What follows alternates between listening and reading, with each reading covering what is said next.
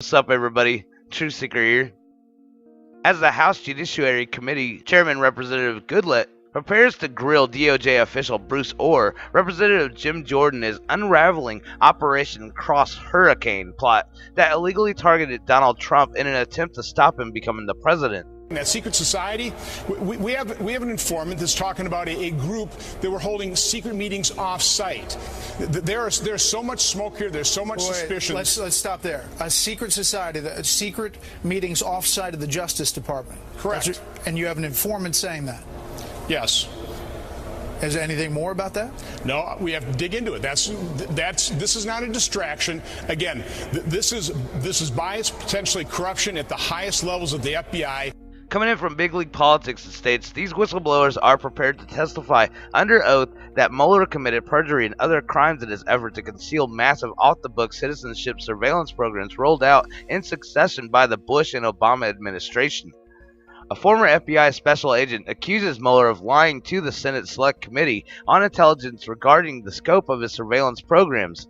Another NSA and CIA whistleblower accuses Mueller of overseeing a secretive program that surveilled President Donald Trump while Trump was a private citizen, an accusation that is already being heard in court. Another whistleblower claims that former FBI agent would testify with documentation that the Muellers stifled their investigation into certain terrorist networks. The accusation could inform the bias of the congressional investigation or could be used by insiders close to the president as a leverage in the Russia collusion case dominating Washington's discourse. Former Mueller employee Chuck Marlowe told Big League Politics in an exclusive statement that Mueller lied to the Senate, informing the Intelligence Committee that his surveillance programs were smarter and less wide-ranging than they really were. Mueller's lies blocked the Senate oversight of his work and allowed him to expand surveillance programs that concerned officials in his own bureau. FBI agents who complained were punished and threatened with arrest. Chuck Marlowe presented a statement to Big League Politics, and it states, "I used to work for the Special Surveillance Group SSG at the Federal Bureau of Investigation, and Robert Mueller was my director. I have been wrestling with his disregard for my safety and his dishonesty with my and other co-workers' concerns. That is why in 2008 I decided to quit the Bureau early and start my own business and get away from the corruption of certain members of the FBI management. I saw firsthand how dishonest some of them could be. Since Mueller has taken over as special counsel, I've been concerned about him continuing that behavior, which leads me to the following. Mueller and certain members of FBI management deceived the Senate Committee on Intelligence in 2005, and they intimidated and bullied the U.S. Office of Personnel Management from 2005 to 2008. Mueller and the individuals in the FBI management were continually notified by members of the SSG that their surveillance activities were growing way beyond the scope of their operational plan before Congress and that their safety was at stake. After 9/11 happened, the program had expanded at a rapid pace. The members of the SSG were happy to take on the vastly growing surveillance throughout the country, but they wanted better protection, better compensation, and more clear duties defined by Congress. Mueller and FBI management continually ignored their cries for help. In the summer of 2005, two FBI employees in the SSG program wrote a letter and mailed it to every member of the Senate Select Committee on Intelligence. The two FBI employees were notified by Senator Kay Bailey Hutchinson's office of receipt of the letter. Those same two FBI employees and two additional employees wrote another letter and mailed it to the U.S. Office of Personnel Management. That opening letter to the OPM was very generic because their work is considered secret due to their undercover status conducting counterterrorism and counterintelligence work. The OPM letter only listed their names, job title, office, and generic nature of their complaint. The letter to the SSCI was more informative due to SSCI's level of classification regarding U.S. intelligence.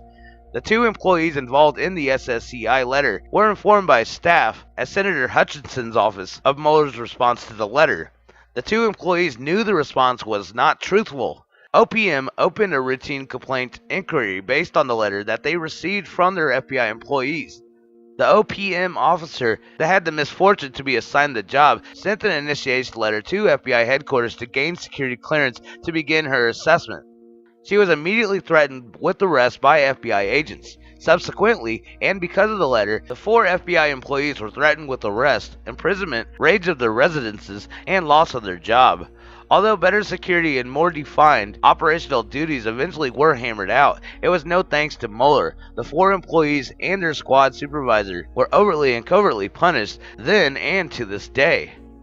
The information I have relayed to you is important, but in the current climate of intimidation of whistleblowers and continued dishonest activity of some in the FBI, I have been reluctant to relay in this much detail. The reason beyond discuss with Mueller and Comey that I inform you now is because I know you have contacts with Judicial Watch. Judicial Watch may benefit from a FOIA request regarding communications Mueller and FBI management had with Senator Hutchinson's office and the OPM from 2005 through 2008.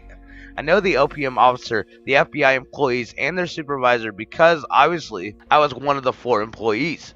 I do not suspect the gathering of the evidence to Mueller's dishonesty regarding this matter will be easy to obtain because of the cloud of secrecy it entails, but I pray Mueller will answer for these actions. He ends a statement stating that CIA and NSA whistleblowers Dennis Montgomery, a computer specialist, claims that he worked on a massive nationwide phone surveillance spying program during the Bush administration under the direction of John Brennan and James Clapper, who both became Obama administration officials. Montgomery says that Mueller, as director of the FBI under Bush, oversaw the phone spying program.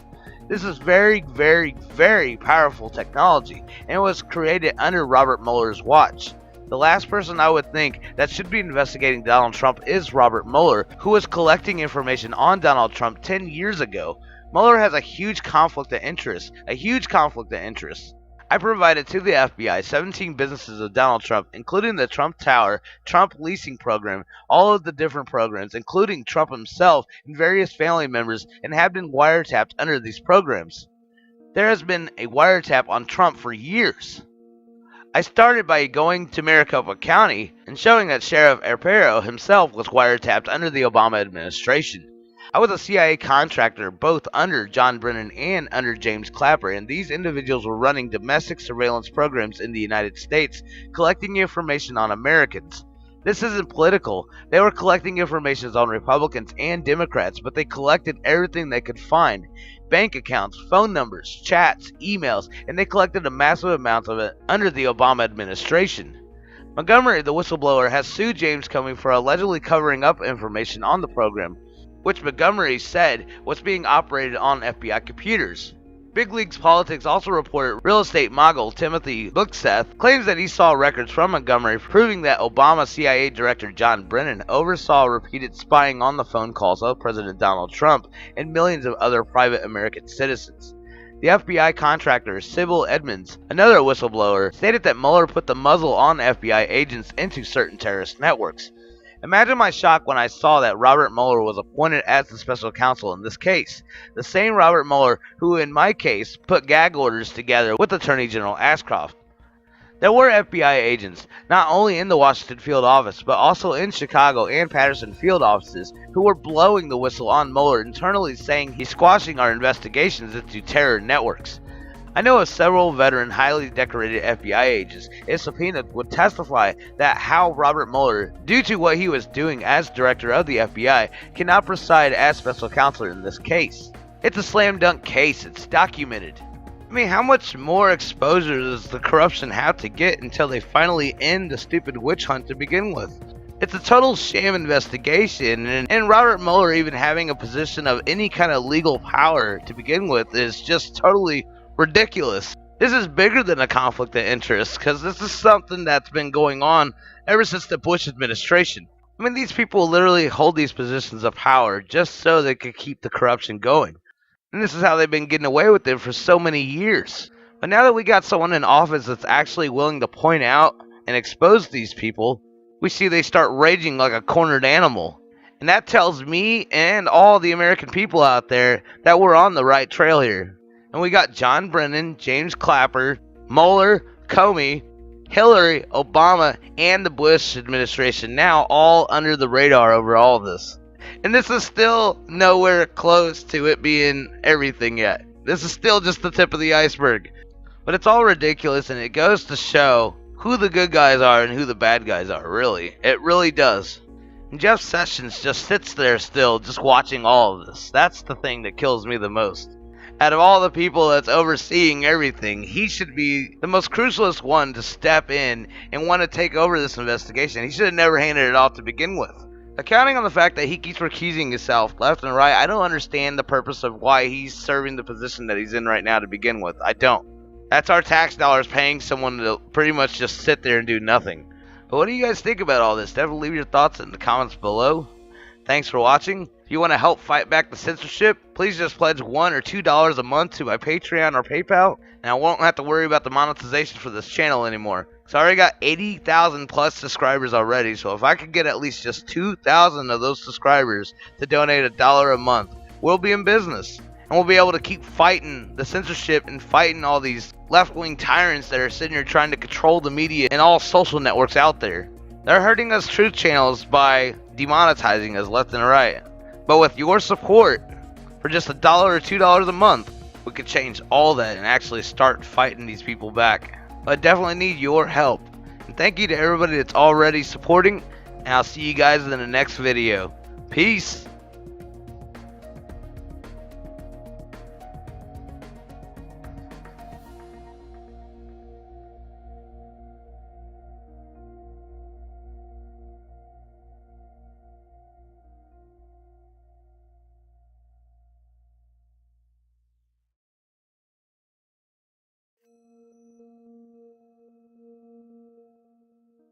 Please subscribe to our channel, like our video, and comment below, and we'll see you on the flip side.